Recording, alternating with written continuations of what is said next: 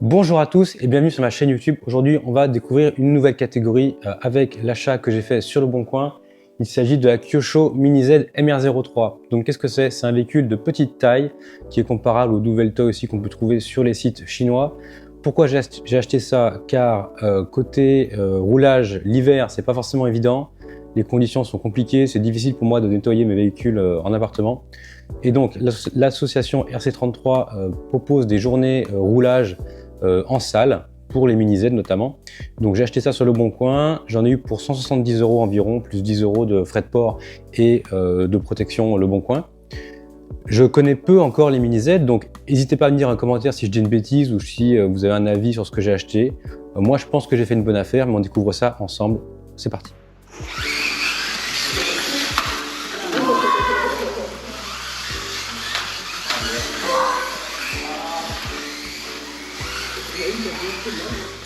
D'habitude, j'aime bien commencer par le moins intéressant, les accessoires et tout, mais on va quand même transgresser un petit peu cette habitude et partir sur le plus intéressant en vous montrant directement la voiture et la radio qui sont inclus dans cette mallette. Donc c'est pas une mallette Mini Z, hein, je pense que c'est une mallette électronique que les personnes avant moi a acheté.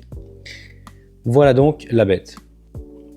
Donc la Mini Z MR03 en version McLaren Senna GTR. Vous voyez que ça fait en gros la taille de ma main. C'est un véhicule qui est petit, qui a une carrosserie qui est de très très bonne qualité. Malheureusement, je pense qu'elle a dû taper un petit peu l'arrière parce qu'on peut voir que ça a été visiblement réparé au niveau de l'aileron. Mais sinon, elle est en très bonne qualité et comme vous pouvez constater, il y a des détails qui sont assez impressionnants pour l'échelle. C'est assez joliment fait. Donc, on peut constater que le spoiler avant a frotté ou tapé un petit peu. Tout simplement avec un petit peu de marqueur noire, je vais restaurer ça rapidement et on aura un véhicule qui va être honnêtement proche du neuf. À part ce qui est arrivé ici sur l'aileron, c'est un peu, on dirait un peu de la colle ou quoi, c'est un peu bizarre.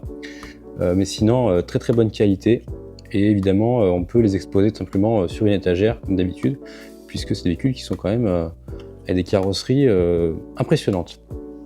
Pour vous montrer un petit peu l'envers du décor, donc là c'est un petit peu l'instant qui fait mal au cœur parce que pour enlever la carrosserie, il faut la tordre. C'est-à-dire que là, il y a deux crochets, vous voyez, les pièces blanches en plastique. Et donc là, il faut les écarter et tirer sur le châssis pour le sortir. Voilà, donc on a la carrosserie d'un côté. Et de l'autre, on a ce châssis. Alors, donc comme je vous disais, j'y connais assez peu. Ici, devant, c'est ce qui va bloquer la carrosserie. Le propriétaire précédent a mis des pneus mousse à l'avant. Donc c'est ce dont on a besoin pour rouler sur piste. Et il a laissé les pneus d'origine à l'arrière. Par contre, dans la sacoche, vous verrez après que je pense que j'ai ce qu'il faut pour mettre les pneus mousse aussi à l'arrière. Il a normalement changé le moteur par un moteur un peu plus puissant que celui d'origine. Comme vous pouvez le constater, il n'y a qu'un seul amortisseur sur ce véhicule qui est un amortisseur de train arrière. Vous voyez, qui est aussi flexible et qui est relié en dessous par ce qu'on appelle le T. Ouais, simplement parce que cette pièce est en forme de T. Pareil, il y a un accessoire, il y a un T carbone qui est présent dans la boîte, donc je pense que c'est une des premières choses que je vais changer pour profiter des options qu'a acheté l'ancien propriétaire. Sur les côtés, ici, c'est là où on met les batteries. Donc ça fonctionne avec 4 piles AAA, donc les plus petites. Voilà, on met 2 de chaque côté. Pareil dans la radiocommande, c'est 4 piles AAA. Et sur le dessus, on a l'électronique. Et j'ai normalement commandé une puce de comptage, tout simplement pour avoir les performances du véhicule sur les tours qu'on fait en piste avec RC33. Sur l'avant, donc on a évidemment la direction et des petits amortisseurs. J'essaie de vous les montrer. Vous voyez, avec un bras de levier qui sont ici. Voilà. Assez peu de choses à se dire sur ce véhicule puisque je le connais aujourd'hui assez peu. Je vais vous montrer les accessoires que le précédent propriétaire a acheté et dites-moi dans les commentaires si c'est intéressant ou pas de les monter ou si je laisse le véhicule comme ça. J'ai essayé le véhicule comme ça évidemment dans mon salon sur mon parquet et ça fonctionne plutôt très bien. Même mon fils de 4 ans arrive à rouler avec parce que la radio que je vais vous montrer à l'instant est relativement précise et c'est assez agréable de rouler avec. Donc, aussi inclus dans ce pack, j'avais la radio. Donc la radio, pour ceux qui ne savent pas, il y a un mode débutant et un mode expert en gros, qui est visible avec la LED. Donc là, normalement, elle est en mode débutant pour mon fils. Donc il faut simplement allumer la radio avec l'accélérateur en position d'accélération ou en position reverse pour changer de mode. Il y a plein de tutos sur internet, donc ça c'est assez important à savoir si vous voulez débuter ou faire débuter quelqu'un, c'est important. Donc en dessous on a la trappe pour les 4 batteries. Et sinon voilà, c'est une radio tout à fait normale, Kyosho KT 531P. Voilà pour la radio. Donc avec tout ça, le propriétaire m'a donné des piles. Donc j'en ai mis 4 dans la radio pour l'instant. Donc c'est des Gens Ace. Gens Ace, c'est une bonne marque de batterie, parce que moi j'ai des batteries pour mes plus gros véhicules en 4S, 3S, et elles tiennent assez longtemps, j'en suis assez content. Et j'ai un autre pack avec une boîte, voilà, Gens Ace, donc je pense que je vais rouler avec ça, et dans la radio je vais mettre par contre des piles de moins haut de gamme Amazon, ça ira très bien. Alors, c'est là que j'ai besoin de vous pour les accessoires qui sont fournis. Alors est-ce qu'il y a quelque chose ici? Non. Les accessoires que la personne a fournis me sont inconnus. Donc là, on a théoriquement la boîte, je pense, du moteur qui l'a remplacé. Donc à vous de me dire dans les commentaires si c'est un bon moteur ou pas, je ne sais pas. Ça, c'est le moteur précédent, parce que la boîte est ouverte. Donc on a, je crois, du scotch double face, ça va être pour les pneus, pour monter la mousse. Et ici, des mousses de pneus. Donc je pense que je vais devoir monter ça là pour pouvoir rouler sur la piste Mini Z de l'association RC33, où on roule autour de Bordeaux. Là j'en ai 2, je pense que ça ira pour les pneus arrière.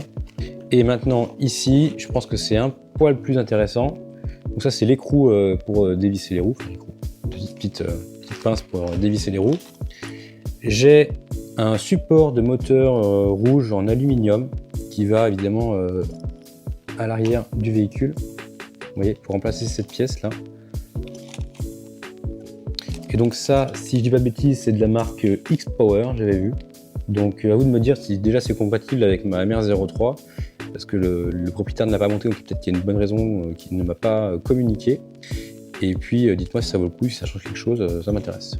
Ça, et j'ai une autre pièce de cet Akabi, qui est du coup en haut, je crois que ce qu'on appelle la platine, voilà, qui supporte un petit peu tout le reste. Et donc là, pareil, c'est du X-Power. Alors c'est marqué for Mini Z MR03 V3, V8, je sais pas trop.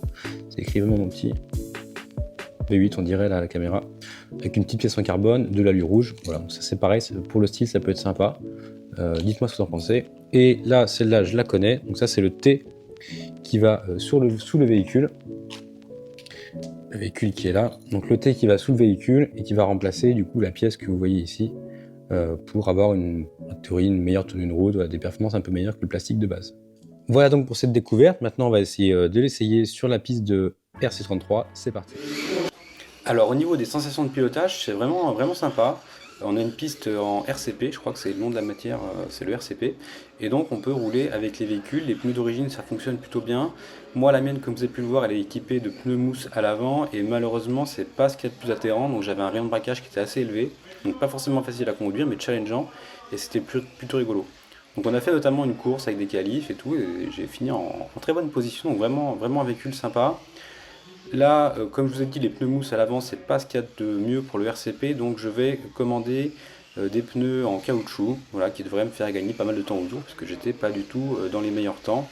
Il me fallait environ 13 secondes pour faire le tour de la piste que vous voyez à l'écran. Mais sinon c'est vraiment sympa ce petit mini Z avec la piste dédiée et les copains qui vont bien. Merci à tous d'avoir regardé cette vidéo, on se retrouve bientôt pour les évolutions de la mini Z et de mes autres RC, et je vous dis à bientôt, abonnez-vous, likez, commentez, partagez.